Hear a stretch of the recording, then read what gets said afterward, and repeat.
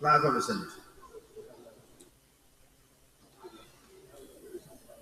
Mr. President, distinguished senators, Public Health Council of Nigeria Establishment Bill 2024 SB 442, first reading.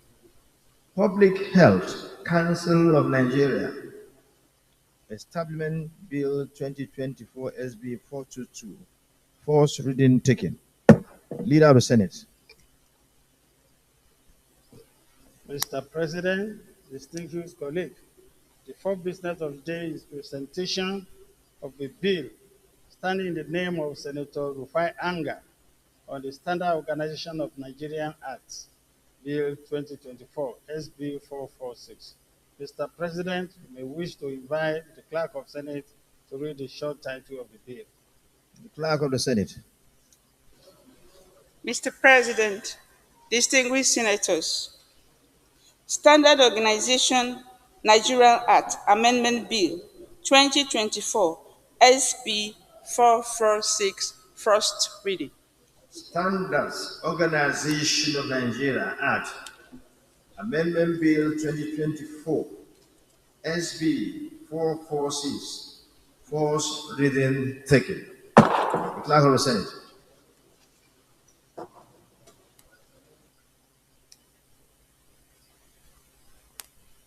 Sorry, leader. The leader. Mr. President, distinguished colleagues, the fifth business of the day, presentation of bill, standing in the name of Senator Abari Beyinaya on the Chartered Association of Out-of-Home Media Practitioners of Nigeria, Establishment Bill 2024, SB 448. Mr. President, you may wish to invite the Clerk of Senate to read the short title of the bill. The Clerk of the Senate. Mr. President, distinguished senators, Chartered Association of Out-of-Home Media Practitioners of Nigeria Establishment Bill 2024 SB 448, first reading. Chartered Association of Out-of-Home Media Practitioners of Nigeria Establishment Bill 2024 SB 448, first reading taken. The Leader of the Senate. Mr. President, distinguished colleagues, the sixth business of the day is presentation of the bill standing in the name of Senator Ekong Samson on the Nigerian Mineral Development Corporation Establishment Bill 2024 SB 451. Mr. President, you may wish to invite the Clerk of Senate to read the short title of the bill. The Clerk of the Senate.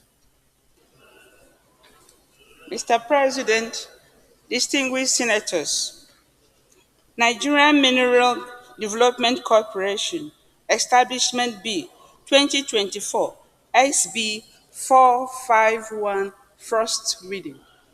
Nigerian Mineral Development Corporation Establishment Bill 2024 SB 451. First reading taken.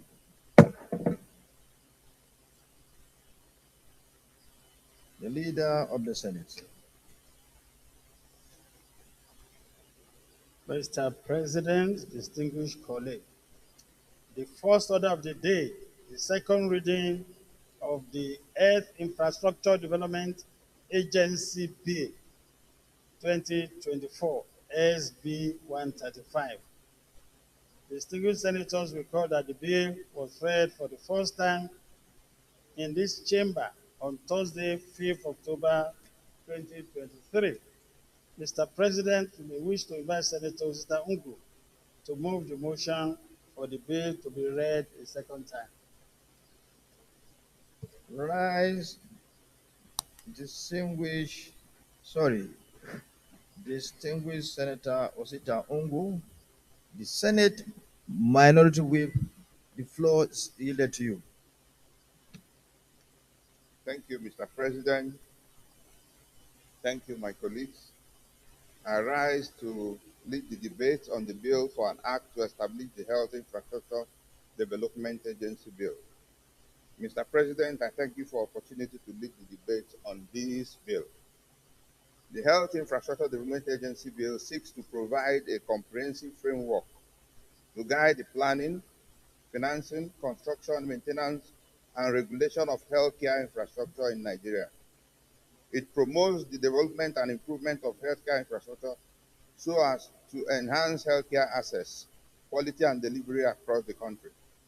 It also seeks to strengthen the healthcare system by focusing on the modernization of healthcare facilities by leveraging public-private partnerships to sustainable infrastructure development. Healthcare infrastructure constitutes a major component of the structural quality of a health system. It is a key pillar that supports the aim of promoting improved standards of medical care and well-being. The existing framework. The Nigerian healthcare industry faces challenges associated with outbound medical tourism, inadequate medical personnel, and deteriorating medical infrastructure.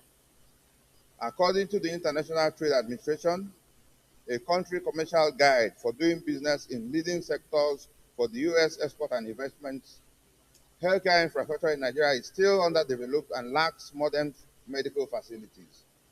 It also notes that the country healthcare indicators are some of the worst in Africa. To reverse this trend, government approved the second National Strategic Health Development Plan 2018 to 2020. Part of the objective of this plan is to improve availability and functionality of health infrastructure required to optimize service delivery at all levels. To achieve this, the plan proposed a strategic intervention to strengthen legal policy and coordinating mechanisms for healthcare infrastructure planning and maintenance in the country.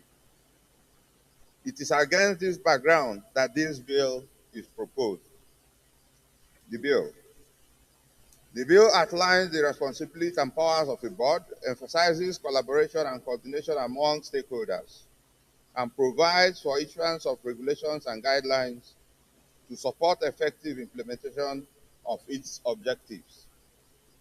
The bill proposes the establishment of an agency to administer the framework for policy direction, standards, guidelines, efficient construction processes, and quality control measures. The agency will also ensure that the healthcare facilities are designed, constructed, and maintained to meet the highest standards and support the delivery of quality healthcare services. The bill emphasizes the importance of rural healthcare access and outlines strategies for addressing healthcare disparities in rural areas. By implementing these strategies, Nigeria can enhance healthcare access and delivery in rural communities, improving health outcomes and reducing disparities. Provision is also made to accommodate the importance of public-private partnership (PPPs) and the types of PPE models that can be employed. By the implementing of these guidelines, Nigeria can effectively leverage the expertise and resources of the private sector to improve healthcare access, affordability, and quality. In conclusion, multiple infrastructure system processes and personnel arrangements are critical to the future hospital projects. And this underpins a new approach to healthcare that will ensure efficiency, cost reduction, sustainability, and most importantly, improved patients' care.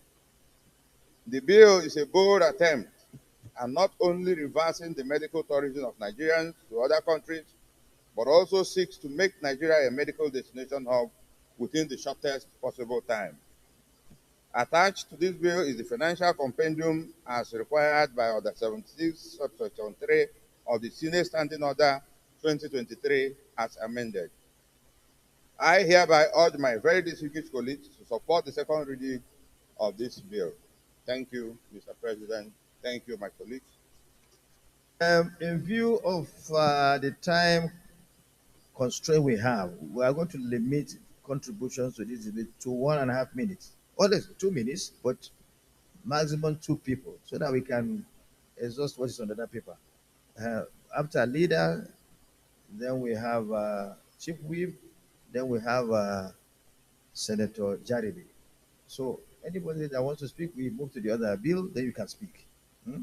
So leader, 2 minutes. And the timekeeper is the chief whip. You are the timekeeper. Thank you, Mr. President. Distinguished colleagues, my name is Abba Moro. I represent the very good people of the Benue South Senatorial District. Mr. President, I rise to support this bill, be read second time, because of its vitality. Mr. President, you want to recall that we have had a problem grappling with healthcare infrastructures in this country. And as it is, our health infrastructures are deteriorating by the day. And so I think it is an imperative need, therefore, that a bill for the establishment of this agency to regulate and enhance access to healthcare affordability is important. Medical tourism in this country has become a daily occurrence.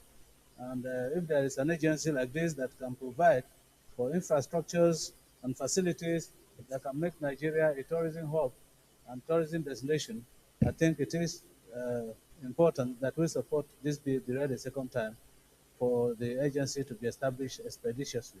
I so support, Mr. President. Much for keeping to the time. You've shown that you're a good leader, and that is what is expected of you. Thank you. Chief Whip, over to you. Let me see. Let me see whether you will. You are the timekeeper. Let me Thank see you, whether I keep the time. Mr. President. I will keep to time. Let me thank you for this wonderful opportunity to contribute in this very important bill. I want to commend the sponsor of this bill, Senator Sitangu, for looking down well, because it is the eye that look down well that can see the nose.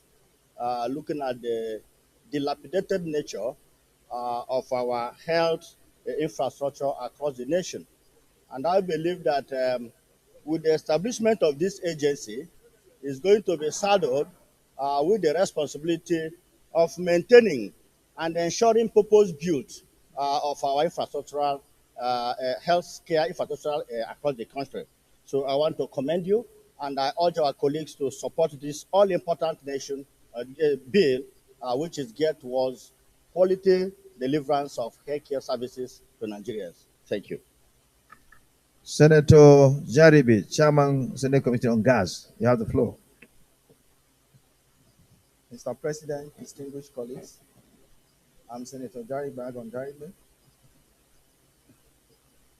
I rise to support the bill for the establishment of the Health Infrastructure Development Agency. Mr. President, distinguished colleagues, it is with profound interest in the health sector that I stand up to support this bill.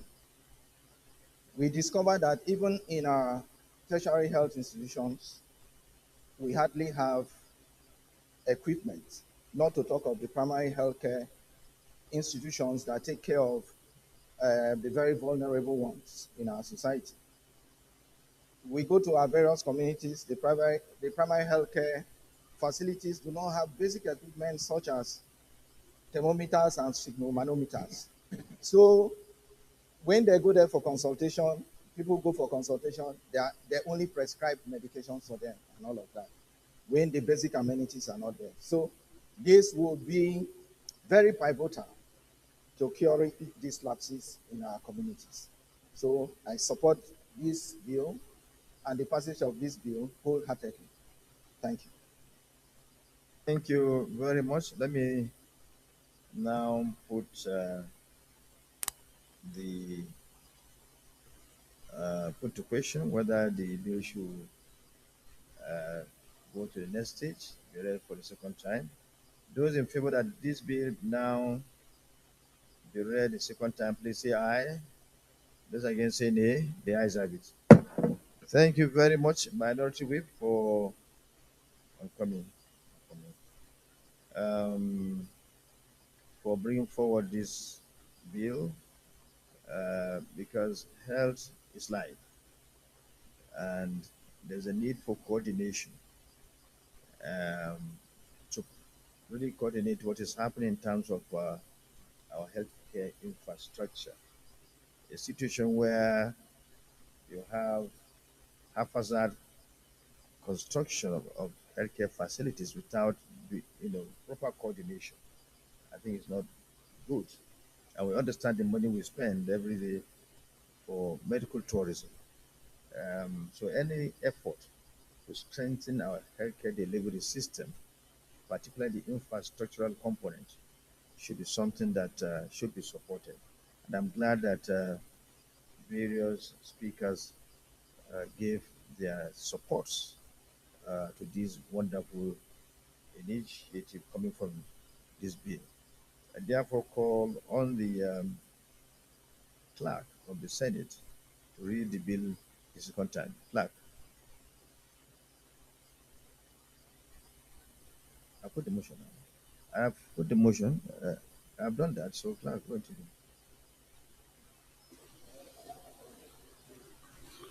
Mr. President, distinguished senators, a bill for an act to provide for the establishment of health infrastructure development agency and for other matters connected therewith, 2024, second reading. A bill for an act to provide for the establishment of health infrastructure development agency and for other matters connected therewith, 2024, second reading taken. The Senate leader. Okay, the bill is now committed to the Committee on Health to report back within 2 weeks. Leader of the Senate.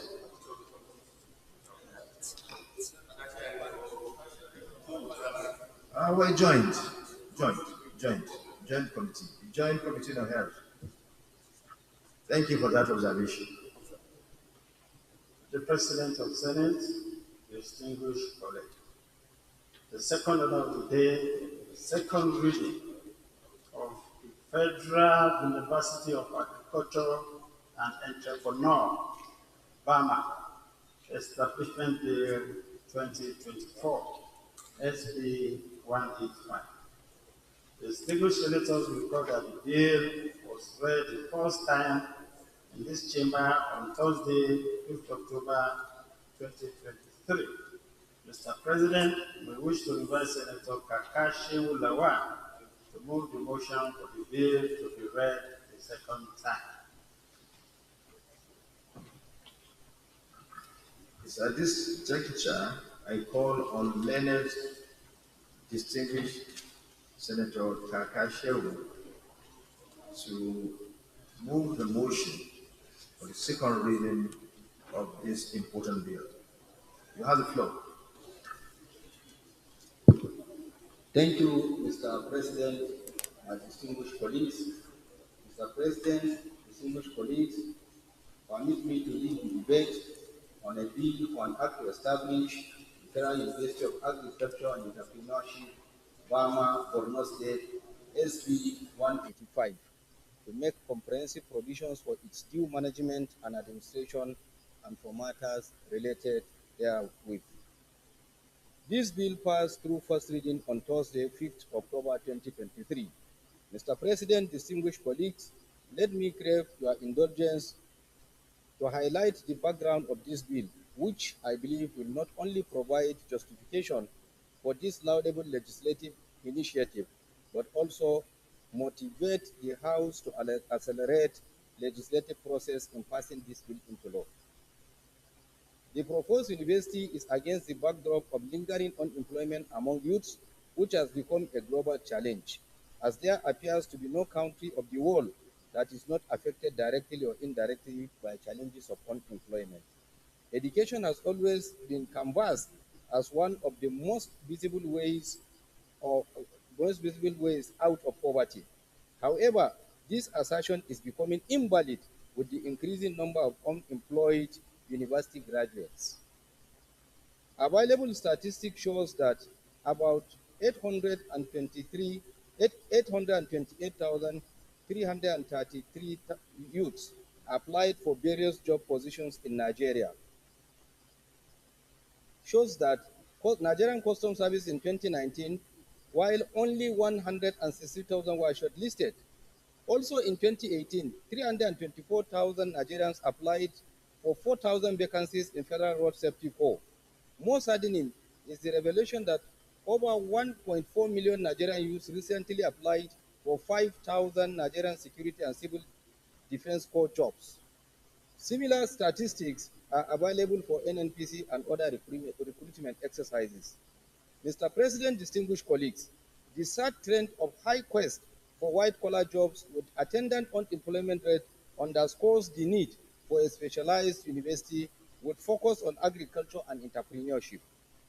Entrepreneurship education is the process through which individuals acquire a broad set of competencies that can produce greater social and economic benefits to the individuals. It is a form of education that seeks to provide knowledge, skills, attitude, and motivation to students for entrepreneurial success in various facets of human endeavor. By equipping them with the ability to seek investment opportunities and maximize returns for those investments. Mr. President, distinguished colleagues, according to a report by Al Jazeera, nearly a quarter of our population is out of work and 20% is underemployed. For young people aged between 30 to 35, the figures are disheartening, as 55.4% of them are unemployed. These worrisome statistics have negative effects on the nation generally, as they lead to geometric rise, social vices, and crimes in the society, all in the quest for survival. However, there is a relief through the proposed university that focuses on agriculture and entrepreneurship education, which prepare the youth to be responsible and enterprising.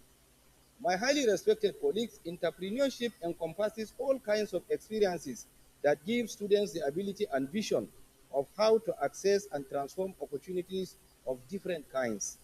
In essence, the proposed university, which focuses on agriculture and entrepreneurship, will provide a platform for youths to transform opportunities to business ventures and accordingly manage the ventures to become a medium for job creation for themselves and others. Mr. President, distinguished colleagues, the proposed university will train Nigerian youth self-reliance, which in a general sense is what actually promotes productivity and other economic activities, which obviously lead to development of Nigeria. Mr. President, distinguished colleagues, it is now obvious that except the citizenry is exposed to the right education, unemployment would remain unabated. One of the ways of ensuring that education assists in addressing national and global unemployment is establishing a university with specialization in entrepreneurship and agriculture. The objectives of the university include, among others, to A. Encourage the advancement of learning and to hold out to all persons without distinction of race, creed, sex, or political conviction the opportunity of acquiring tertiary education in agriculture and entrepreneurship. B. Develop and offer academic and professional programs leading to the award of diplomas, first degrees, postgraduate research, and higher degrees, with emphasis on agricultural research, entrepreneurship, planning, adapting, technical maintenance, developmental and productive skills in engineering, scientific, and applied professional disciplines, with the aim of producing socially mature men and women with capability not only to understand, use, and adapt existing technologies in agriculture, but also to improve on them and develop new ones. C. Act as agent and catalyst through postgraduate training, research, and innovation for the effective and economic utilization, exploitation, and conservation of the country's agricultural resources. D. Offer to the general population, particularly in the area agriculture as a form of public service, the result of training and research and to foster practical application of these results.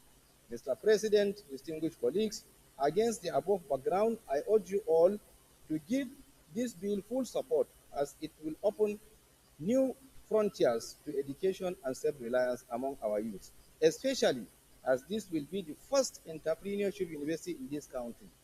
This has yielded positive results in countries like the USA, Australia, and New Zealand, among others, and we cannot afford to be left out in view of the lingering realities highlighted. Mr. President, distinguished colleagues, the compendium of the expenses is attached to this bill as required by Order 76, Sub-Rule 3 of the Senate Standing Rule. I so move. Thank you for listening, Mr. Senate President and my distinguished colleagues. Thank you for a well delivered lead debate.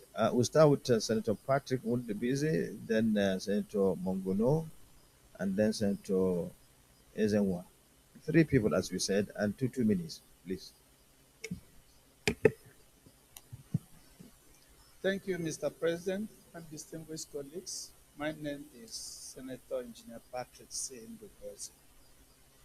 First of all, I'll start by thanking most distinguished Senator Barrister Kaka for this all-important presentation. Nigeria will occupy a very large space of land on this earth, and we have no reason not to be feeding ourselves, even feeding the whole West Africa. It is astonishing that a country like Israel, with their small space and stony ground, they export food. I believe that this bill is a very all-important bill in the sense that our youths need to be brought together to understand the importance, the essence of farming, the essence of agriculture, the need. And if we should do so, you find out that most of them will be well engaged. You know that idle mind is the devil's workshop. In the north, you have Boko Haram. In the west, even in the east, you have unknown gunmen. And if these people are well engaged from the beginning, they may not have the time for all that they are doing. So, this university will engage our youths and bring them to understand and be trained in the modern way of farming. We should be able to be developing certain implements, equipments that will make farming easy, that they will be able to enjoy it. Your time is off. I'm saying, okay, before I sit down, in addition to job creation and food security, the importance of this bill, I want to add one thing I have said before. If the cattle rearers cannot have ranching by themselves, let us make it mandatory for our security agencies to go and clear Sambisa forest, and we'll convert that area for cattle ranching, so that farmers can freely farm. Thank you very much. I think there's a relevant order that you shouldn't derail, move out of what has been discussed, another thing entirely. Senator Mongono. Distinguished senators, distinguished President of the Senate, my name is Mohamed Tahir Monguno. I represent Borno North Senatorial District. I want to thank my colleague from Borno State, Senator Kakasha Uldawan, for the vision of bringing this motion, especially against the backdrop of the fact that our ability as a country to create white-collar jobs is growing at arithmetic progression, while our population of youth is growing at geometric progression. So there is a need for us to look elsewhere with a view to giving employment to these teeming unemployed youth. And the only way that we can give them gainful employment is agriculture, especially against the gospel of diversification of the economy away from oil to agriculture that is being preached in tandem with the renewed hope and mantra of the present government to have a paradigm shift from looking agriculture purely from a developmental perspective to a business perspective. And this entrepreneurship program will go a long way in training our youths to view agriculture from a business perspective whereby they will engage in it and earn a living. And again, also, from the report of the United Nations, by 2050, Nigeria will be the third most populous country in the world. So there is a need for us to think very well ahead, to have the vision of capturing these teeming unemployed youth, engage them meaningfully in other aspects of life rather than white collar jobs, which is no longer existent. So thank you very much, Mr. President, for this opportunity. Senator Chief Francis Ezenwa. Thank you, Mr. President. My name is Ezanwa Onyewuchi, and I represent Imo East Senatorial District of Imo State. Mr. President, I want to lend my voice to this very well thought out bill. Mr. President, I consider this bill a new paradigm, and I say so because it is addressing very critical areas of our economy. Mr. President, distinguished colleagues, specialized institutions are the trend world over. And this bill is encouraging specialized institutions, specialized university. But what has caught my attention is that this institution is laying emphasis on two critical areas, agriculture and entrepreneurship. So at the end of the day, we are going to have the much needed food sufficiency. And at the same time, we are going to be graduating uh, employers of labor and wealth creators instead of graduating people who will come out and start seeking job opportunities. So what this bill intends to achieve is very noble and laudable. So I want to associate myself fully with this bill and encourage my colleagues to do so. Thank you, Mr. President. Much for your contribution. I therefore put the question. Those in favor that this bill may be now read a second time, please say aye. Those against say nay. The ayes have it. The clerk of the Senate.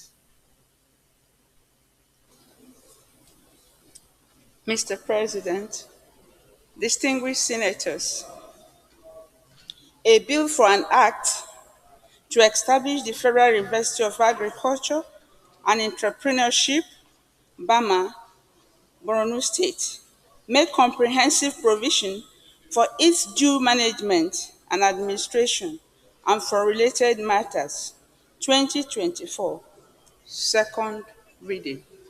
A bill for an act to establish the Federal University of Agriculture and Entrepreneurship, Bama, Borno State, make comprehensive provisions for its due management and administration and for related matters, 2024 second reading taken. Let me commend Senator Kaka for bringing forward this bill and also those who participated in the debate. This bill is very, very important because number one, it will add to the number of universities we have in the country. As I said earlier, yesterday, that we are a country of about 200 and something people. We have about just 100 plus universities. America as a country has over 4,000 universities. Why not comparing Nigeria and America? Well, America has 300, over 300 million people.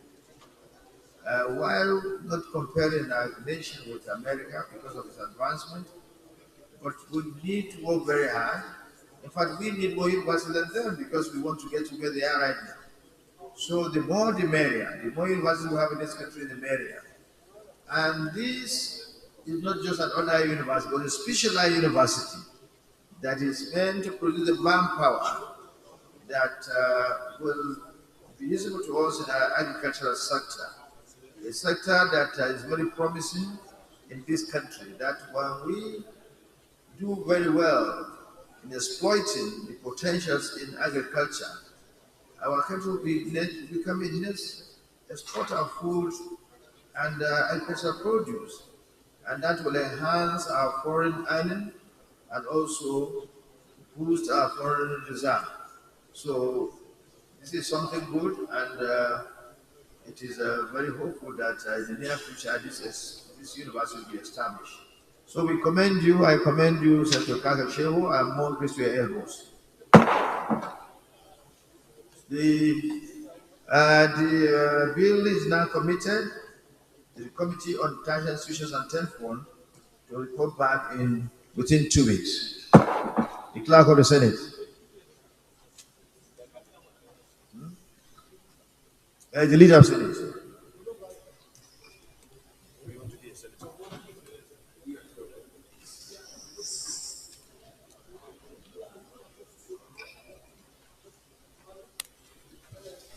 Mr. President, distinguished colleagues, the third order of the day is the presentation and consideration of reports of Committee on Special Duties on North Central, no, sorry, on Northwest Development Commission, Establishment Bill 2024, SB 90. The state senator will recall that the bill was referred to the committee on Thursday, 15 February 2024. Mr. President, you may wish to invite Senator Kakashewu Lawal, Chairman of Committee, to move the motion for presentation and consideration of the report.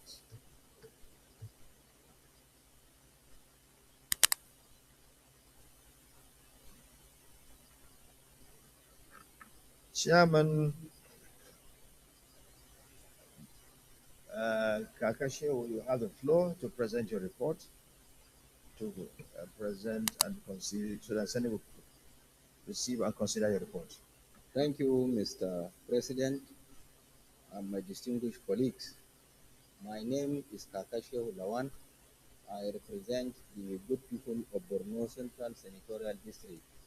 Mr. President, I move that the Senate do receive and consider the report of the Committee on Special Duties on the establishment of the Northwest Development Commission Bill. I so move, Mr. President. Senator Ireti Kingibe, you may second the motion.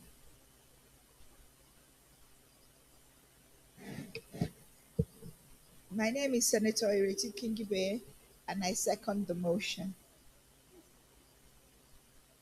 In favor of the motion moved by Senator Kaka and seconded by Senator Ireti Kingibe, please say aye. Those against say nay. The ayes have it. Senator Kaka may proceed.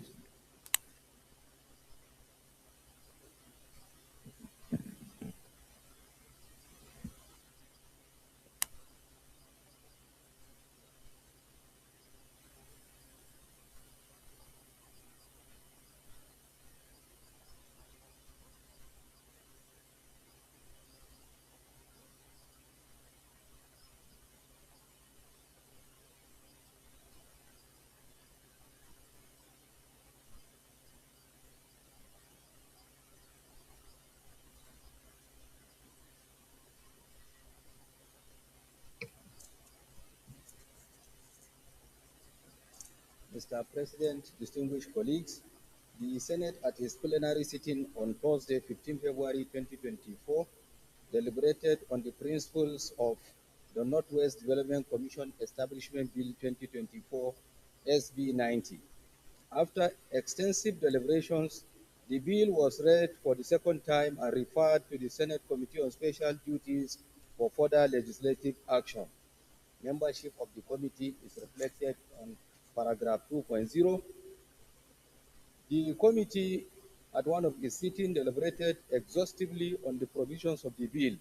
Thereafter, a painstaking clause-by-clause analysis of the bill was carried out to ensure that the bill conforms to normative drafting style as it relates to bill of this magnitude. Observations. In the course of the committee's mark-up session on the bill, the following observations and findings were made. 1. That the contemplation as well as the drafting of the bill aligns with the required and acceptable drafting standards. 2. that the intent and purpose of the bill are well structured and are strategically streamlined for socio-economic development of the Northwest geopolitical zone of this country. And three, that the establishment of the commission will bring the federal government closer to the northwestern states, as well as meet the yearning and aspirations of the people. Recommendation. The committee, having considered the proposed bill and taken into account its relevance to the development of the Northwest geopolitical zone of this country, hereby recommends that the Senate do consider and pass the Northwest Development Commission Establishment Bill 2024 SB 90. I so move. Thank you, Mr. President. I hope, is there any comment?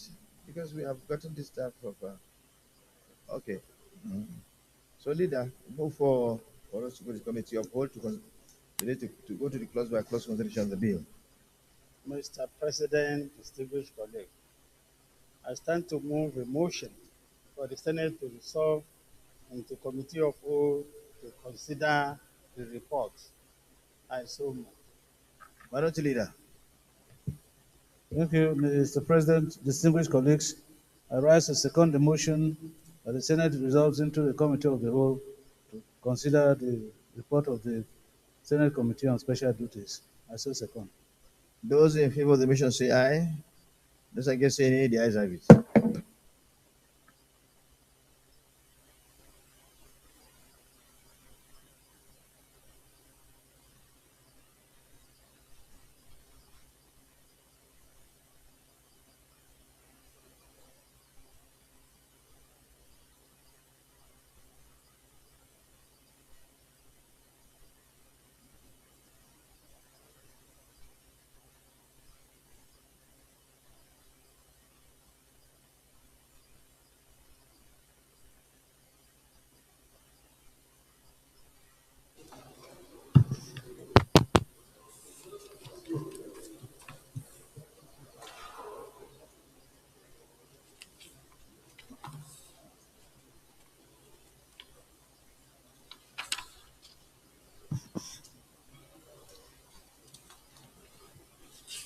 Those in favor that clauses 1, 2, 3, 4, 5, 6, 7 should stand part of the bill, please say aye. Those against say nay. The ayes have it. Clauses 8, 9, 10, 11, 12, and 13. Those in favor that those clauses should stand part of the bill say aye. Those against say nay. The ayes have it. Clause 14, 15, 16, 17, 18. Those in favor that these clauses should stand part of the bill, please say aye. Those against say nay. The ayes have it. Those in favor that clauses 19, 20, 21, 22, and 23 should stand part of the bill, say aye. Those against say nay. The ayes have it. Those in favor that clauses 24, 25, and 26 stand part of the bill, say aye. Those against say nay. The ayes have it. Those in favor that the law title and the explanatory memorandum should stand part of the bill, please say aye. Those against say nay. The ayes have it. The leader of the Senate.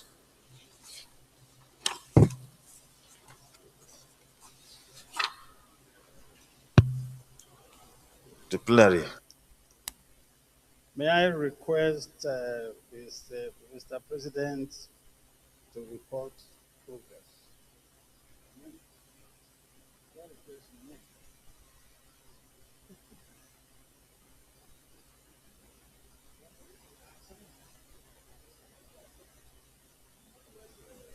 The leader of the Senate. Mr. President, distinguished colleagues, I second the motion the Senate reverse to plenary chair to report progress. Those in favor of the motion moved by the leader and seconded by the minority leader, please say aye. The ayes have it.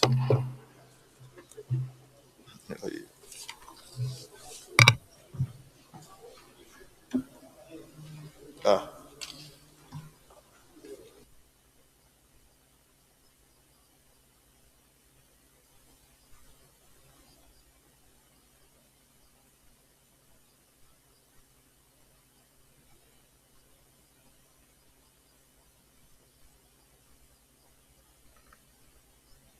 The Senate, in the Committee of the Whole, considered the report of the Committee on Special Duties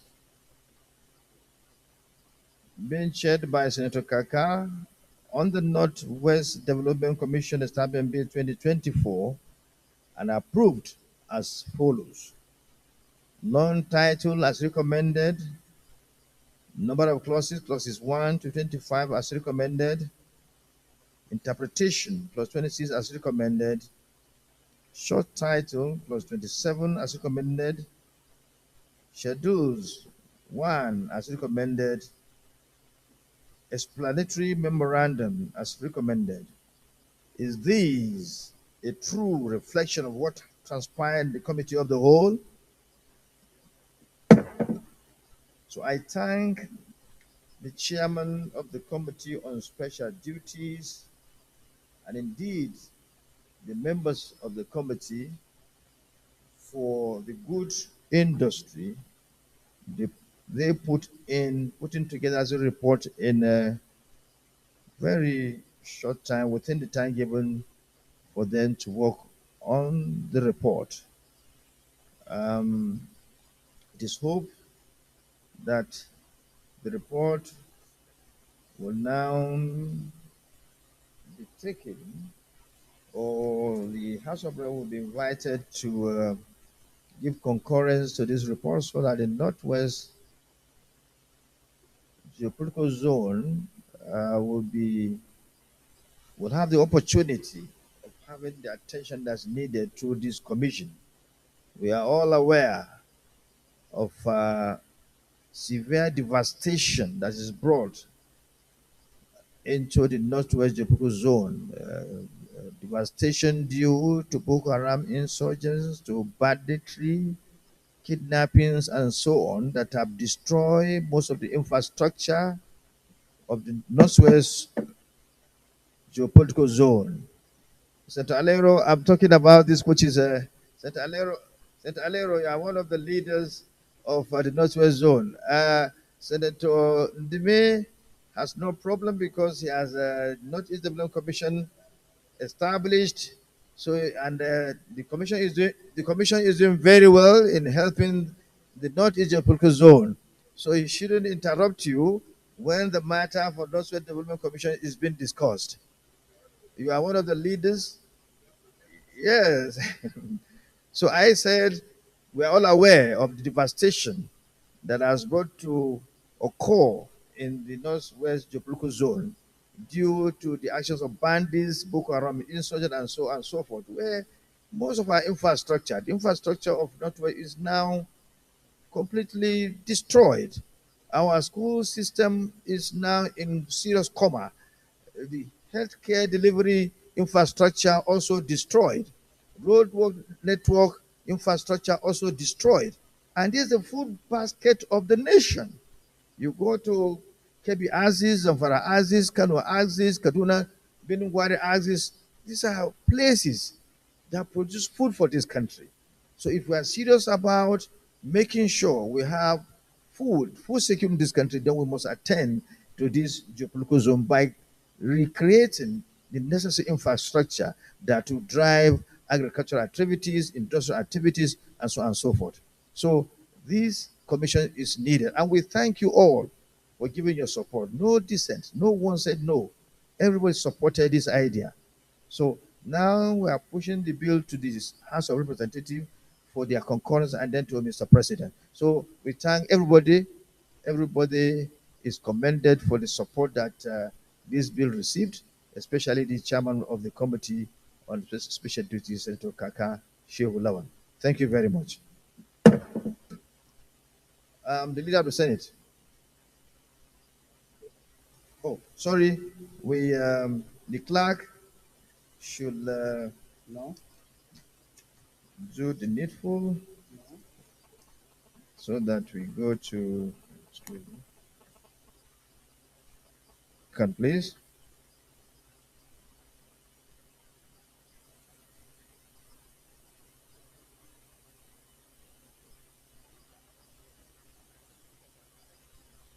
For the third reading, leader.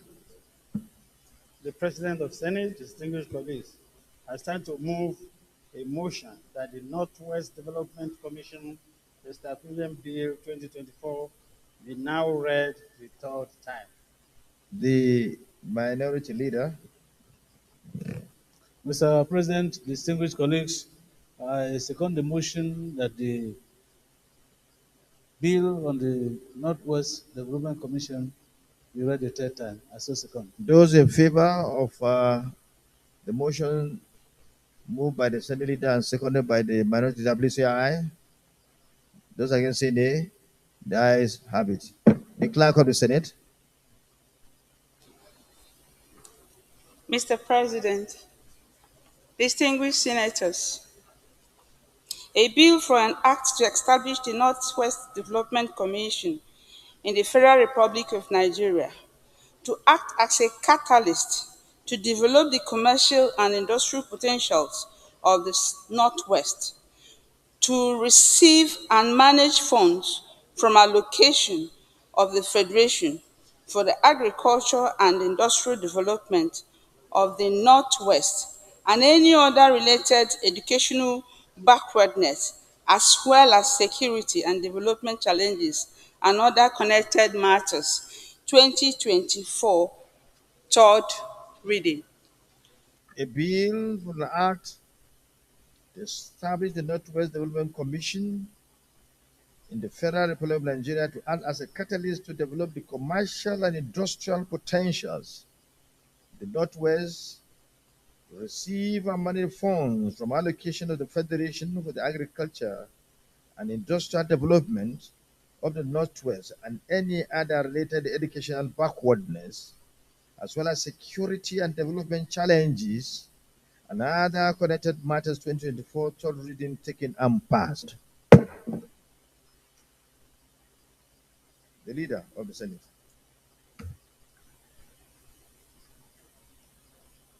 Mr. President, distinguished colleagues, the fourth order of the day is the presentation and consideration of report of Committee on Power on the planned hike in electricity tariff and the need to halt the proposed increase by distribution companies amidst the economic situation in the country.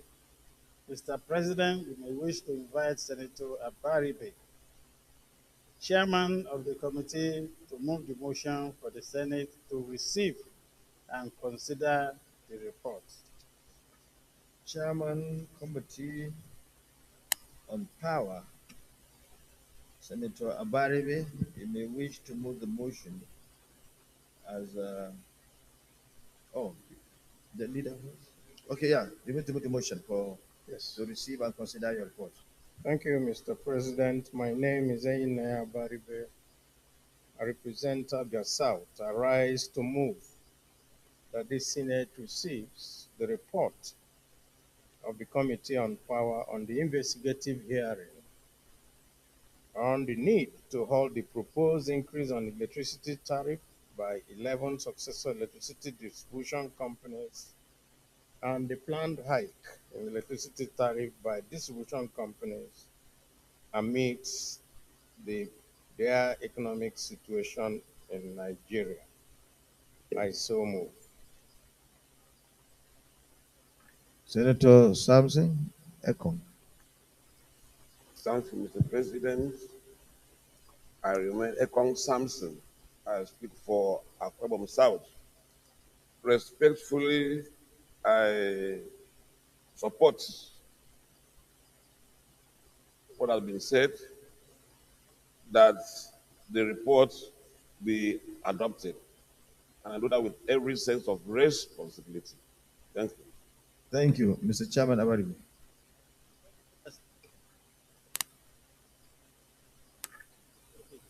Okay, go ahead. I'm standing on order 8 of 3.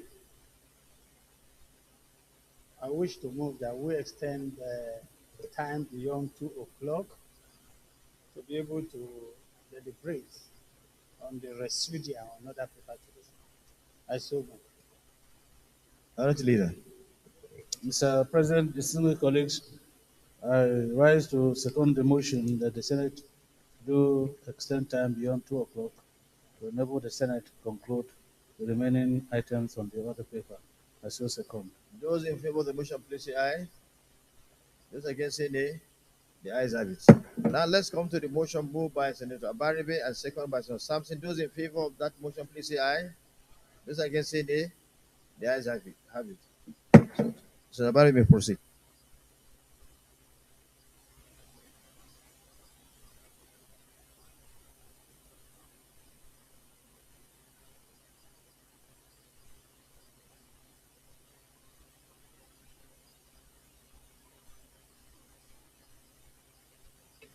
Thank you, Mr. President.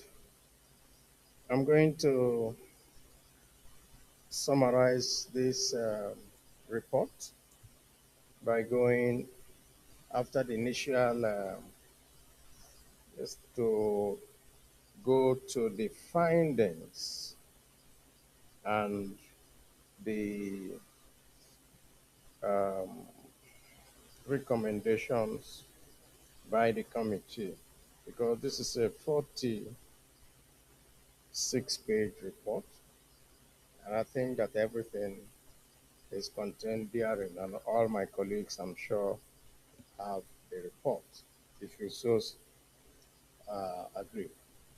We are glad to have you been in charge of this report because we know you summarize it because of your experience and the fact that you have the technical know-how of all these things. So we are sure you're going to handle it in the way that everybody will like because the mood of said it now, see, most of them are tired. So we are lucky to have you. Thank you, Mr. President. The Senate on its plenary sittings on Tuesday, the 25th of July, and Wednesday, the 21st of February, considered two motions on the need to halt the proposed increase in tariffs and gave this responsibility to the Committee on Power. The committee met and did an investigative hearing, and these are the resolutions and the findings from the committee investigative hearing. The findings can be found on page 35 of the report, so that we can go direct to page 35.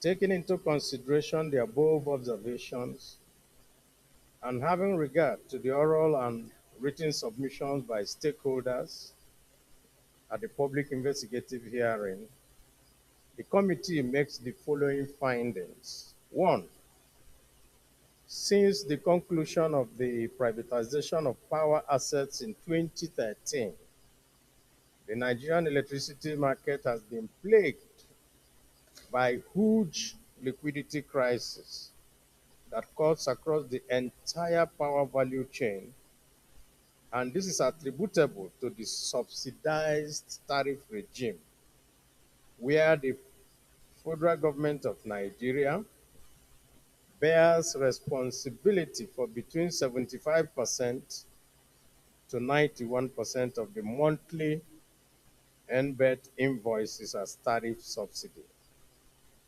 Two, official figures made available to the committee indicate that although the federal government subsidy obligation reduced from 528 billion in 2019 to 144 billion in 2022, that it rose again to hit 2.9 trillion naira in 2024 due to foreign exchange and inflation, while the legacy debt of the gas supply companies stood at $1.3 billion.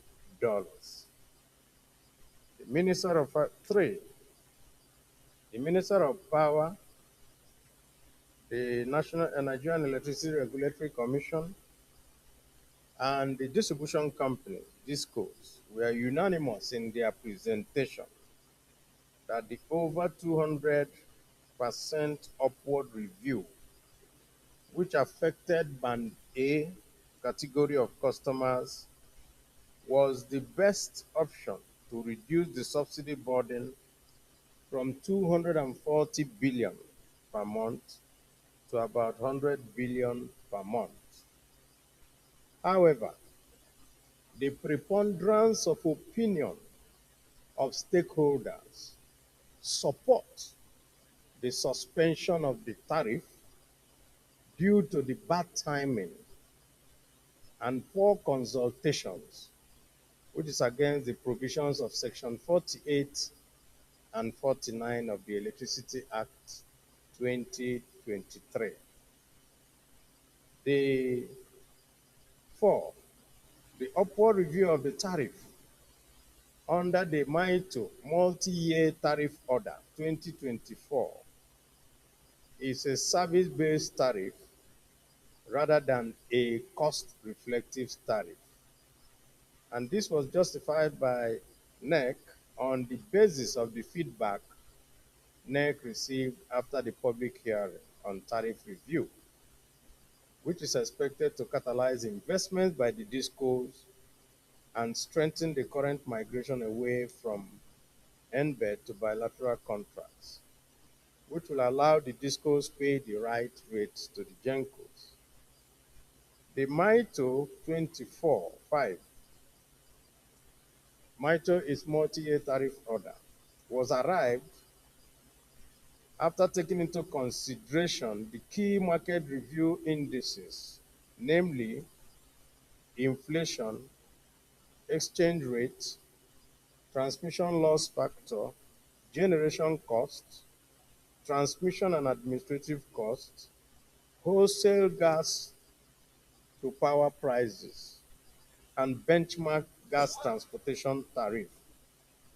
However, NEC failed to provide what should happen to those rates in case of positive changes in the indices above. The MITO 24-6 also approved the upward review of rates from 68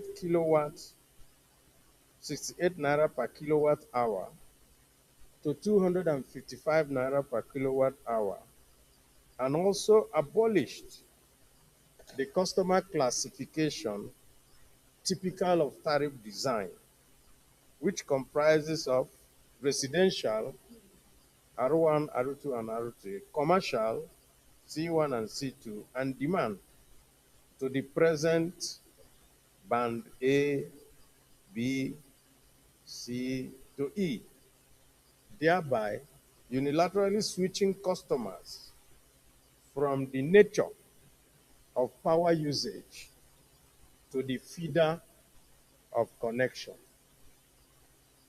7, the minimum remittance obligations of the distribution companies contained in this MITO order is a far cry when juxtaposed with the monthly market invoice of 240 billion, implying that the MITO 2024 approved a 91% monthly loss based on their minimum uh,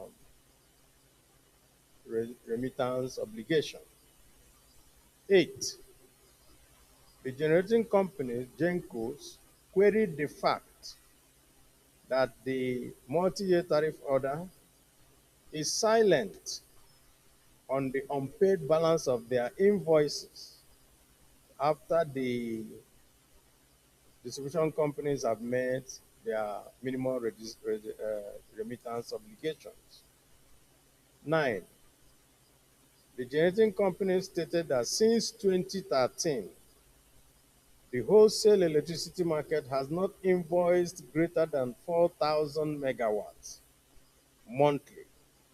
So if the entire 4,000 megawatts is divided by the 1.8 million band A customers, the system can only support an average band A customer load for 20 hours, leaving practically no energy for the rest of band B to E customers.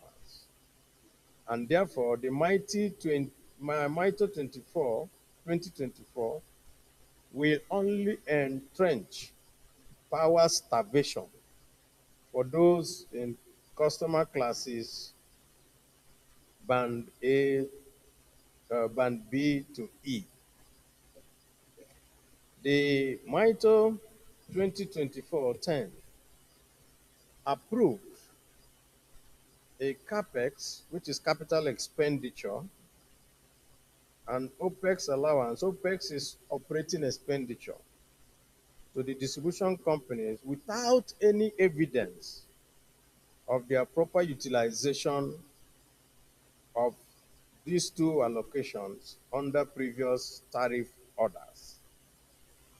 On metering 11, the customer committee found that 47% out of the 12.1 million connected customers are currently metered, leaving a metering gap of 53% or 6.3 million customers, which is exclusive of those customers, those meters that need to be replaced and upcomer customer enumeration. However, distribution companies are subject to a capping order to ensure that customers under estimated billings are not subjected to arbitrary bills when metered. 12. To address the perennial metering gap, the federal government had in the past intervened through various metering schemes since 2015 to ensure accelerated deployment of end user meters, namely the Credit Assistance Program for Mass Metering Initiative, CAPMI, the Meter Asset Provider Programs, MAP, the National Mass Metering Program, NMMP, all of which achieved a metering deployment of 2.4 million meters, with a huge metering gap of 6.3 million customers, requiring about 800 billion to cover the gap. Currently, there is a presidential metering initiative being implemented through a presidential metering council under the chairmanship of the Honorable Minister of Power. 13. On the mandate of the committee to ensure judicious utilization of the 10.5 billion naira penalty imposed on distribution companies, the committee finds that the penalty imposed on distribution companies for non-compliance with the capping order is not cash payment, but a direct deduction in their approved operating expenses, chargeable to the customers via tariff. 14. On the status of the federal government intervention to close the metering gap, the committee finds that from inception in 2020 to date, 55.4 billion has been disbursed by the Central Bank of Nigeria to 11 distribution companies for procurement and installation of 962,832 meters. 962,832 meters. The program is implemented through the CBN's established special purpose vehicle, NESI, that which is National Electricity Supply Stabilization Strategy Limited, as the fund administrator, while Meristem Wealth Management Limited is the fund manager. All the 11 discos benefited from this intervention, with each accessing about 5.4 billion only. As at today, 6.3 billion naira has been repaid, leaving an outstanding balance of 49 billion yet to be paid by the discos. 15. There is a subsisting agreement between the Federal Ministry of Power and the Ziegler's network comprising of an original tripartite agreement between the federal government when it was NEPA and Unistar High-Tech Systems and Ziegler's dated 5th December 2003 for the manufacture, supply, installation, management, and maintenance of 3 million prepaid meters.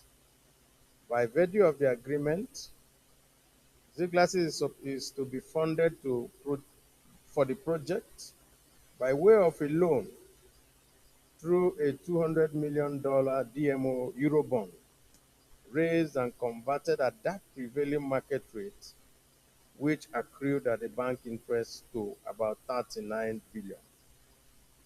16. The absence of a consumer affairs department in the Ministry of Power to drive the demand side issues on the sector. Recommendations. This is on page 40. The committee, after exhaustive deliberations and observations, recommends as follows. 1. That NEC, the Nigerian Electricity Regulatory Commission, suspends the ongoing implementation of the multi-year tariff order 2024, which approved over 200% upward review of the previous tariffs from 68 naira per kilowatt hour to 225 naira per kilowatt hour to allow for robust consultation with customers on the various bands on the cost of service instead of heavy reliance on feeder location and duration of service, which are difficult to determine and monitor. 2. That NEC should ensure full compliance with the mandatory requirement of stakeholder consultation under Section 48 of the Electricity Act 2023 regarding future regulatory decisions to avoid a repeat of the confusion and the public outcry that trailed the recent tariff increase. Mr. President, you know that a lot of Nigerians don't know where they belong, whether it is band A, band B, or C, or E. 3. That the Ministry of Power and NEC should in the meantime adopt measures to address the problem of power scarcity holistically rather than its preoccupation with price manipulation, which has proven to be counterproductive. Mr. President, why the committee recommended this is that at the moment, in addition to NEC, to the DISCOs, and to the GENCOs and all the other areas, we have at the moment 3 different initiatives by the government located inside the presidency, which the committee has no access or information about. That is the Presidential Metering Initiative. We have nothing about it. We don't know who runs it. The Federal Government Power Company Limited. This Senate knows nothing about it. The National Assembly does not control it.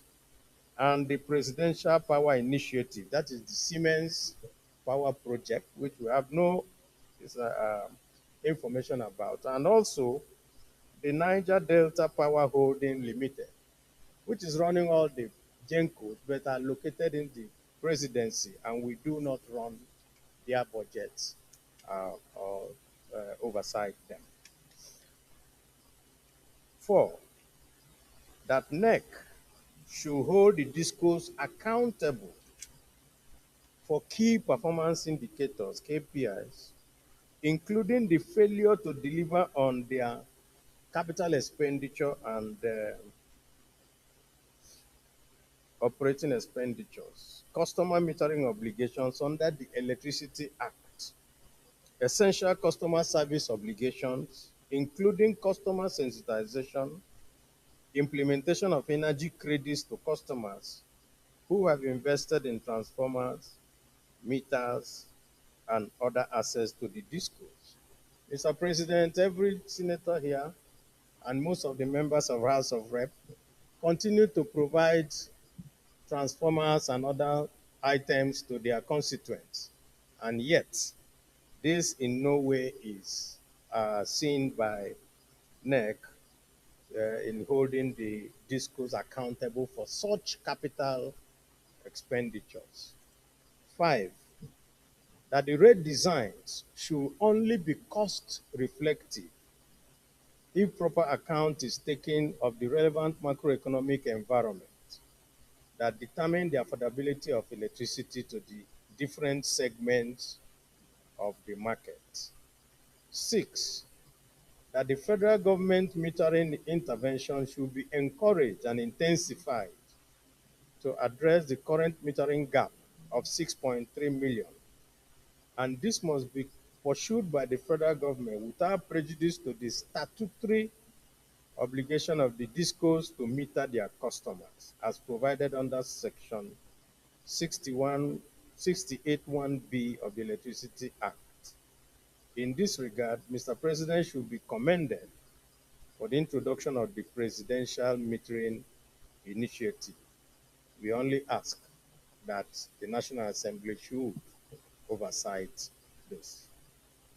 Seven, the Federal Ministry of Power should be advised to intensify efforts towards honoring the subsisting contract between Ziegler's Network Limited for the manufacture, supply, installation, management, and maintenance of prepaid meters, including the recent tripartite metering project consortium agreement signed between ZNL, the Harbour Global Services, and Nigerian Army.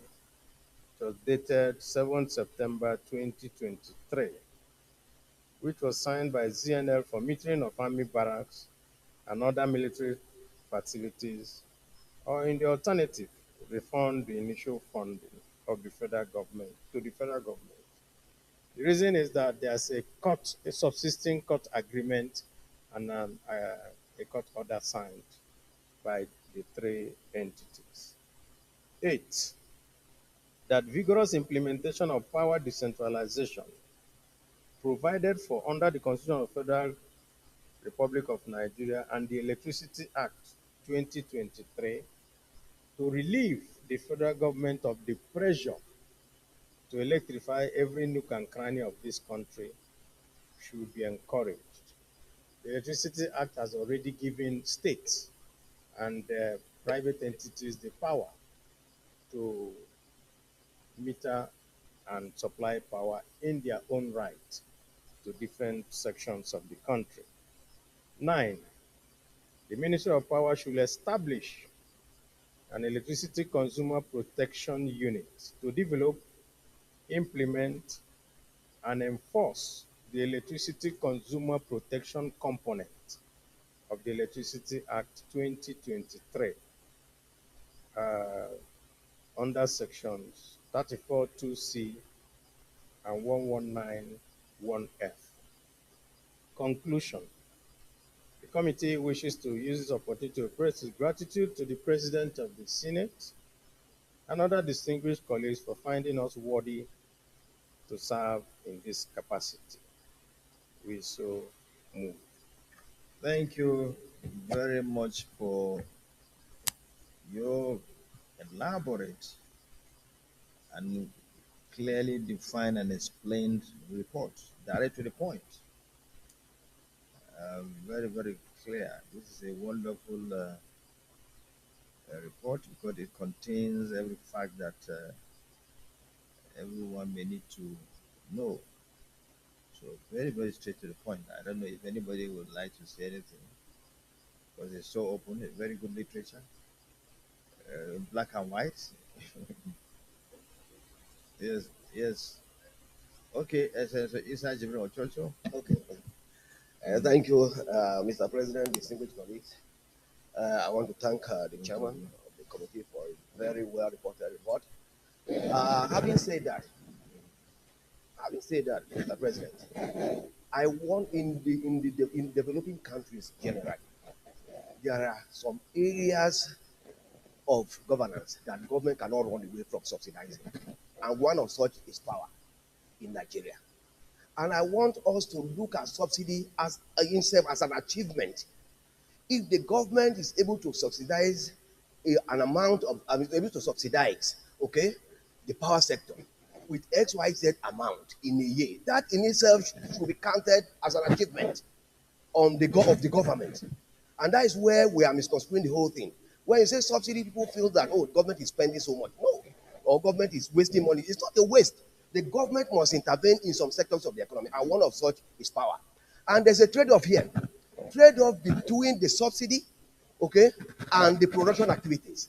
If you subsidize if you subsidize, the power sector, okay, you are in a way encouraging production activities in the to operate optimally. Most of the companies in Nigeria today cannot operate because of the issue of power. But if by subsidizing the tariff, you are encouraging them to produce at optimal capacity, thereby encouraging them to employ Nigerians who are loitering around without any defined source of livelihood. The companies itself, as they are producing optimally, they will also be able to pay corporate tax. Okay, the individuals that are employed in those companies will also be able to pay personal income tax. So there's a trade-off here. Trade-off is doing what the government is investing by the way of subsidy, and the production activities, okay, that the companies will be able to operate optimally. And the three benefits I've mentioned are very key: employment opportunities, corporate tax, and personal income tax. So whatever government is investing by way of subsidy should be counted for that government, okay, as an achievement. We should look at it from that way. Nigerians should look at it from that way.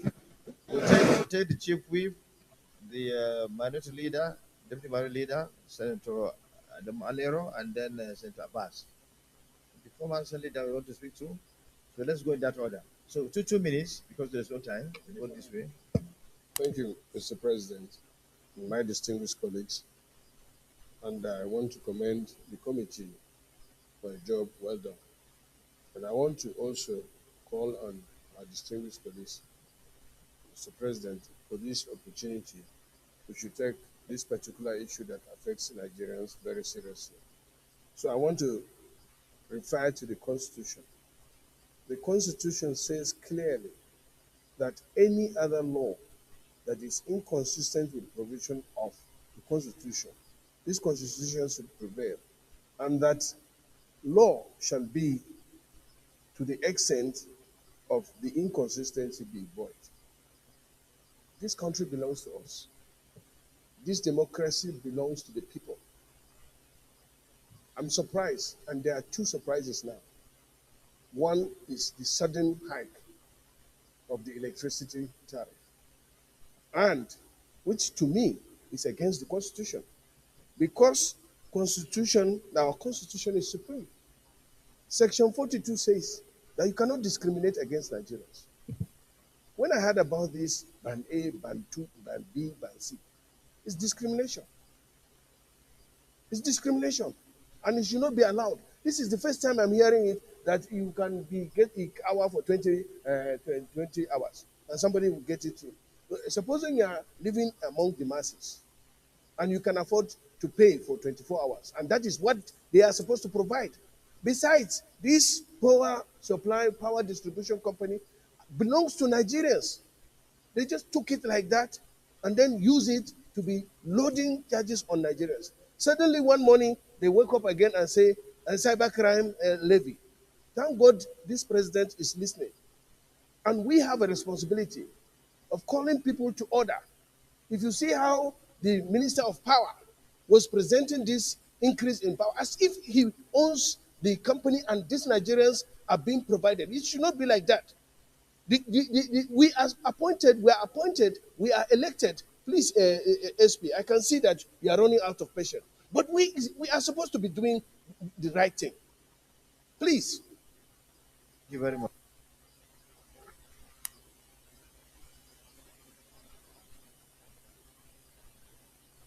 We must commend when somebody does a good job and gives us a lead way, we should follow.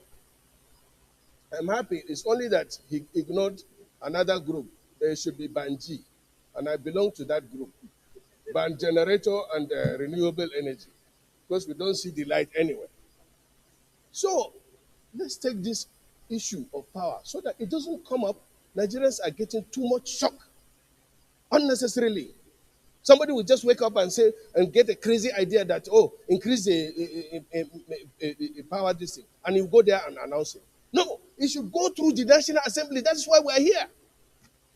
We are representing the people, and anything that affects the people should be before the National Assembly before you do it, please.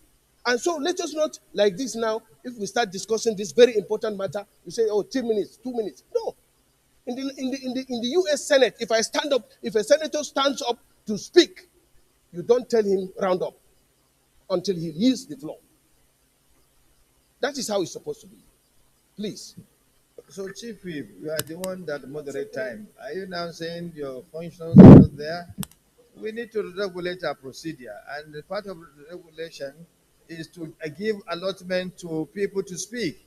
If you speak for 1 hour, 2 hours, then others will not speak. And unfortunately, and you are the chief whip. I mean,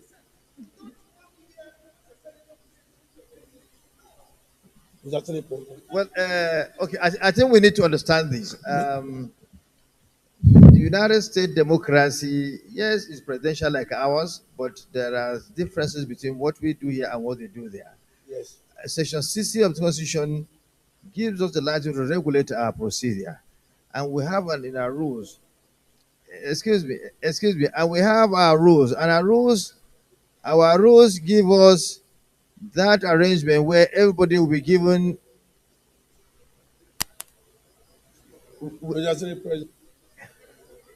Order, order, order, order.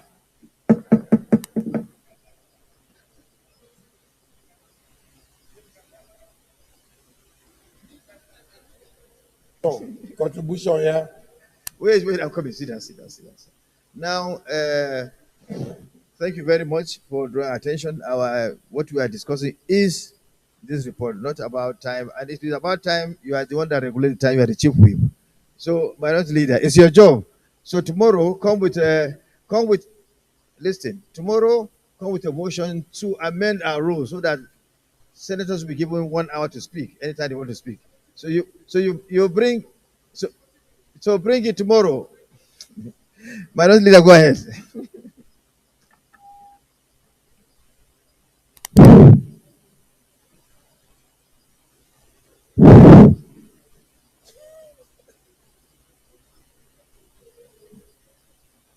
For please, so that you understand. Yeah. Speak on that. Mr. Just 1 minute. President, Allow I me was to saying speak. that. Oh, no, I'm coming. I'm coming. Let him speak on that.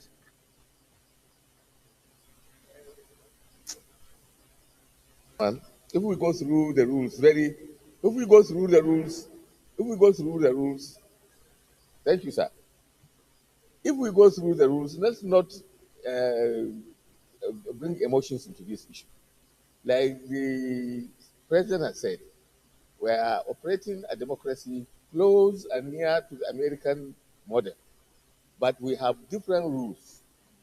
In our rules, although you have overextended time to speak, but you do so at the pleasure of the President of the Senate.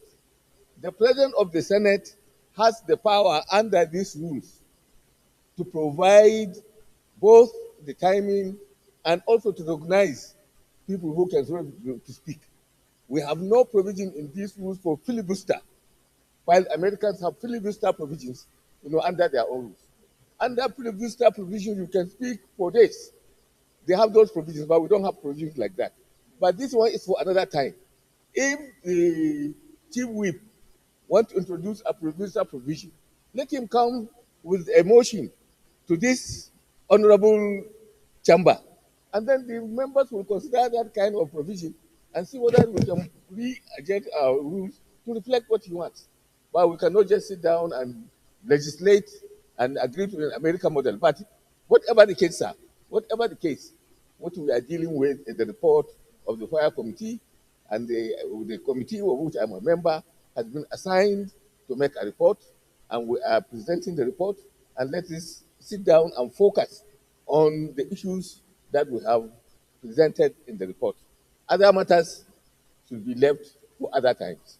Thank you, Thank Mr. you, President. former leader emeritus, for guiding the Senate. Your point is fully sustained, and we commend you for making this explanation. Okay. Mr. President, distinguished colleagues, I said earlier that this is an unnecessary distraction, and we have something here that may not be in the American version, the mood of the Senate.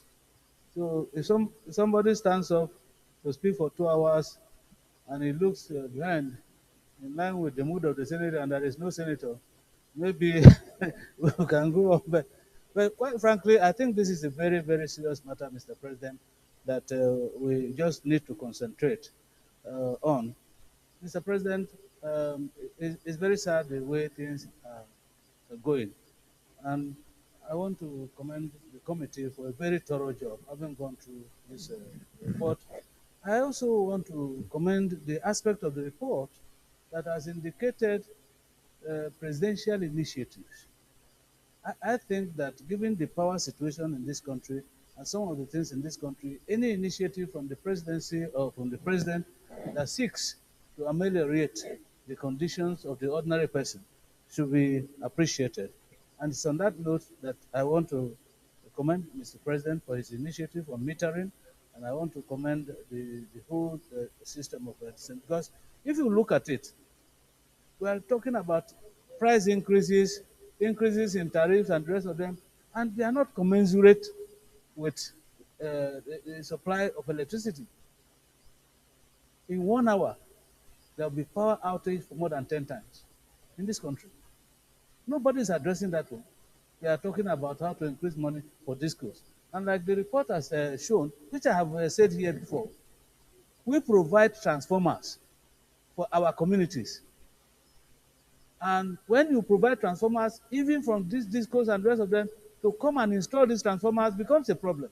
If they want to come and even certify the transformers, you have to pay them. And they get the money, and they take ownership of these transformers. If there is a breakdown in line today to any community, they will call you to come and fix it for them. These people will not be there. To come and help in installing them is a problem. And so, Mr. President, I think that we should, on the whole, given what has been recommended here, adopt the recommendations of this committee because it's a very thorough job and it speaks to the frustration of the average Nigerian. And so it must be halted. We must resolve here to halt this power increase because it's arbitrary and it doesn't speak to any realistic situation in our society today. And unless we take very serious actions against some of these agencies and companies that have taken over some of our national assets, we will not achieve results. I proposed here before that this ceding of this power distribution and rest of them to this discourse without appropriate expertise will not help this country. And so, Mr. President, let's take these recommendations and let's adopt them and ensure that this arbitrary increase does not see the light of day. Thank you, Mr. President. Thank you, Deputy Minority Leader. Yes, sir. Thank you, Mr. President. Distinguished colleagues, my name is Oyewumi Kamaldeen Olalere.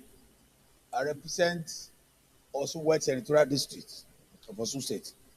Sir, I want to start by thanking the members, the chairman and members of this committee for the job well done.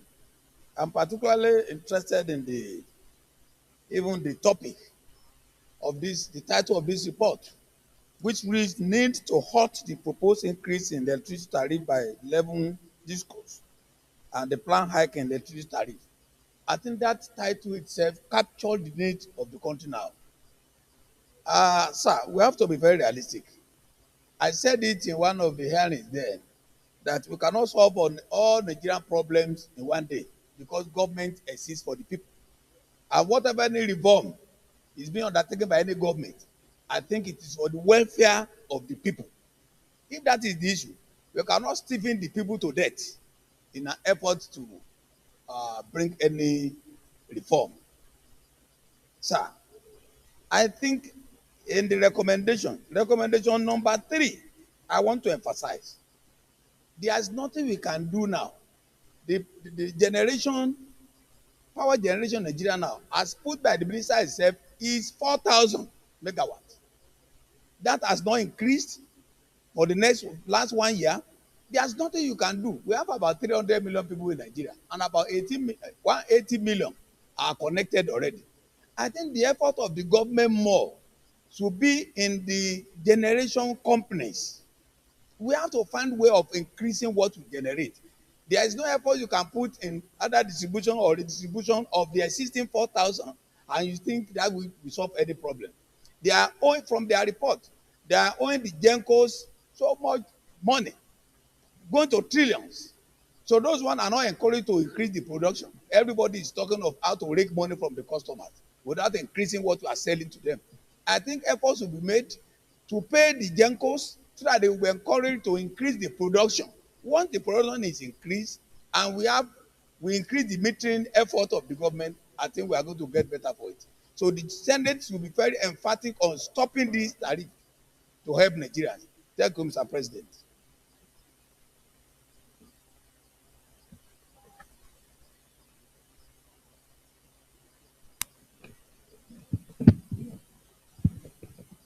Thank you, Mr. President. Distinguished colleagues, Mohammed Adamu Alero is my name. I represent Kebbi Central. Mr. President, let me start by commending the chairman and members of the committee for a detailed and comprehensive report on the recent increase of tariff by NAC and discourse. Let me also say that this increase was done without due consultation, as stated in the Electricity Act. It is against the provision of the law. So it was unanimous. It was unanimously agreed that this increase should be halted because it didn't go through the due process. Customers were not consulted. There were no sensitization. And above all, the timing of this increase, Mr. President, distinguished colleagues, is wrong. Nigerians are confronted with the increase of fuel. Nigerians are also confronted with the increase of what do you call it, the exchange rate fluctuations. And this has made the cost of living to be very, very high. And on top of it, now we are bringing the issue of electricity tariff, the increase. So I participated in the public hearing, and ample opportunity was given to all stakeholders to state their views. And the consensus of opinion of that this increase should be halted in the interest of the country, because the manufacturing sector that requires electricity to produce goods and services is badly affected. And some of them, the man that came to represent Manufacturers Association of Nigeria stated that some of the manufacturers are even closing their factories because they cannot afford to pay this tariff. And we are here talking every day about diversification of the economy.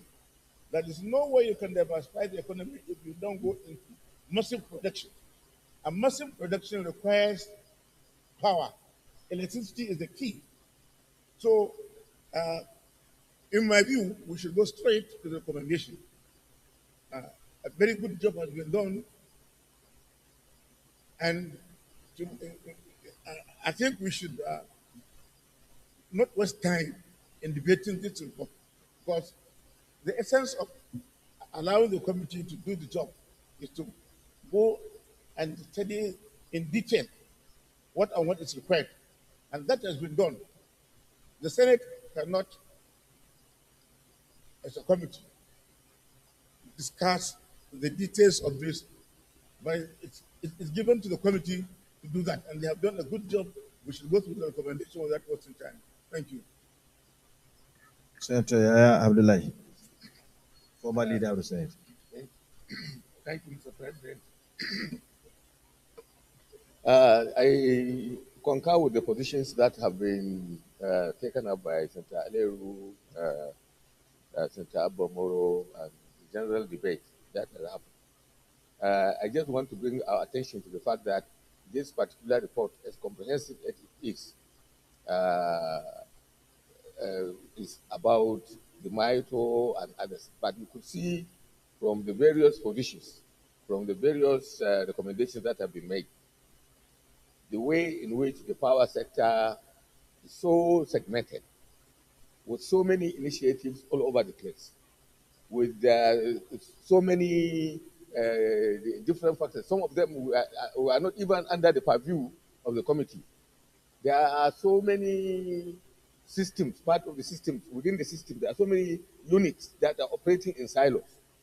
So, Mr. Chairman, my own position really on this matter is that we look at the subject matter of the report, which made a recommendation that we should look at the issue of power, which is very fundamental to this country in its holistic sense. And that is, we are doing so much subsidy about over 90%, 95% really of the power supply system in this country is subsidized. Now, without really looking at the entire system as a whole, the amount of resources that we spend on power are overextended, and at each point, there is a lot of waste. So my suggestion, Mr. Chairman, is that the committee, maybe at a later time, may come up with maybe a motion about the direction in which we think solutions to the problem of power in this country can be found. And this requires us to look at the system holistically. Now, I subscribe to the position that distinguished Senator Isa Ochocho recently advocated. There is no country in the world that does not subsidize its power supply system. But our own, that we are doing the subsidies in different segments, in different classes. And that accounts for the cost that the federal government is facing.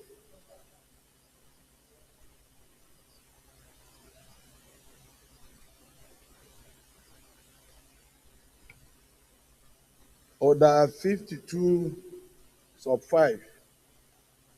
Reference shall not be made to any matter on which a judicial decision is pending in such a way as, in the opinion of the President of the Senate, prejudices the interests of the parties thereto. Mr. Senate President, available records information are that a federal high court in Kano has issued an order about this new tariff, and the matter is still pending in court. So I would indulge the Senate to Order 52. A federal high court in Kano has issued an order restraining the NEC and from implementing the new tariff. The suit marked FHC CNKS 144-2024 was filed by Super Sac Company Limited and BBY Sachs Limited. So this matter is pending in court, and I will indulge the Senate to avoid any further debate on this matter until the matter is finally decided. Thank you. Mr. Senate President, my very distinguished colleagues. My name is Jimo Ibrahim, representing the group of all those states.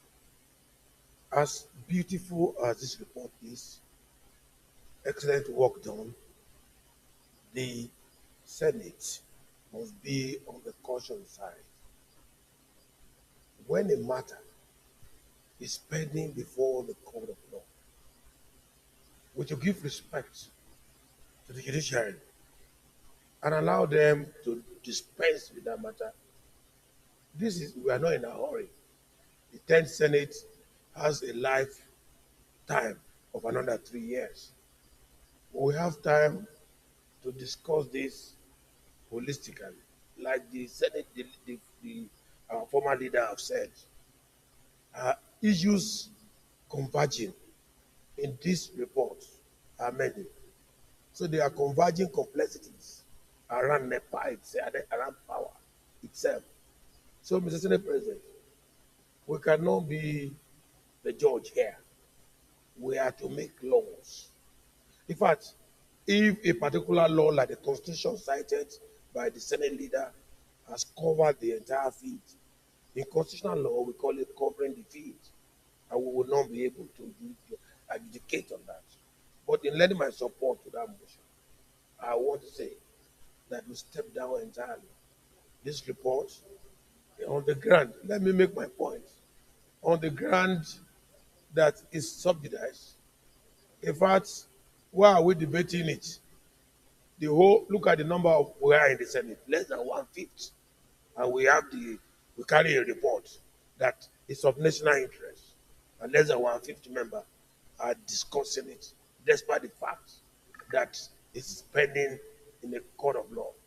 We will be unfair and we will be unjust to continue to debate simultaneously a matter that is pending in court. So I so encourage this very motion moved by my brother that in view of the fact that the matter is pending in court, we should step down this report for now. Thank you. There's a point of order already. Let me rule on it.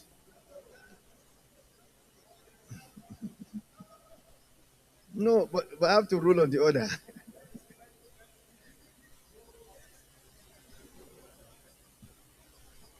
Mr. President, he didn't read the whole order. The whole order in Read the whole order. 52.5 Can you read the whole says order? Because I need reference. I need to rule on that order. Yeah, but let me give you the whole order because he took part of the order. Well, let him read the whole order. He took part of the order because it's in the. It says in the order, in the opinion of the president of the Senate, not just that you stop anything. Well, anyway, we are all. We are all. Excuse me. Wait. We are all. We know this order very well.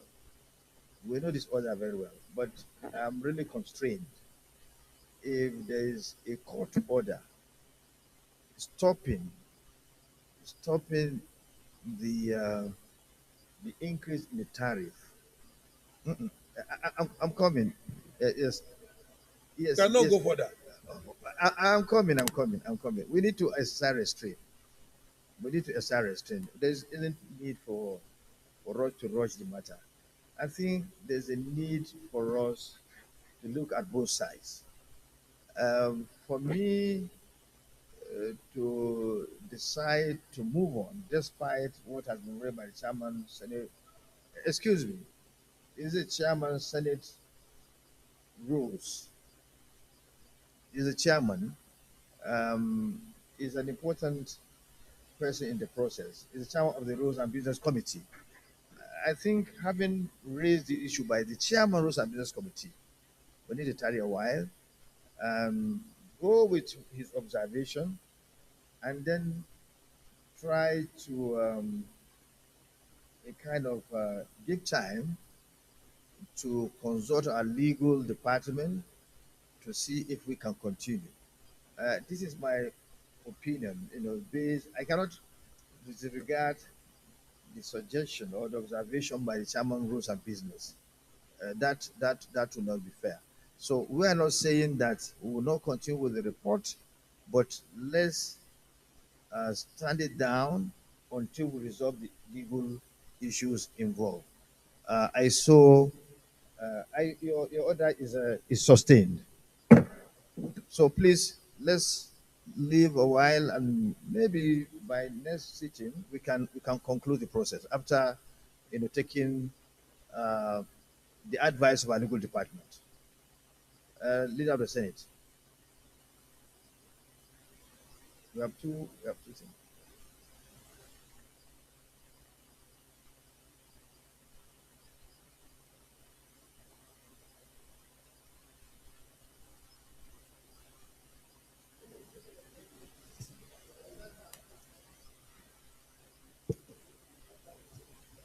The President of Senate, distinguished colleague, looking at the mood of Senate and the fact that we have gone so far, we want to move that to step down the two motions left for another legislative day.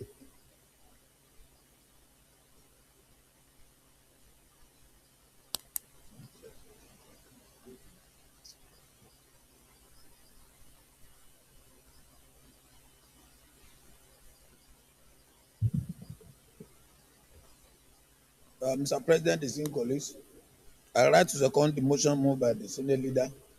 I will suspend other matters on the other paper today till legislative date. I so second. Those in favor of the motion moved by the leader and seconded by the minority leader, please say aye. Those Aye. against say nay. The ayes have it. Let me, before we adjourn, commend the chairman of the Committee on Power for the industry he put in packaging the report. He did a wonderful job, and we always look up to him because of his experience here in the chambers of the Senate. And he's someone that whatever duty that is given to him, he always do it to the best of his ability, and he always he's only perfect in all these things because he has gathered experience in the legislature over time. So we thank you very much for what you've done, and I want to assure our colleagues that after consultation with our legal department, we'll still continue. We'll let you know the step we are going to take further. But the report is still live. It is not out of life. It's still alive. So there's no cause to worry. We shall revert back to it when we take opinion. We seek legal opinion from our legal department. So thank you very much. On this note, this Senate stands adjourned till to Tuesday. What is the date? Tuesday, 21st day of May by 11 a.m. prompt.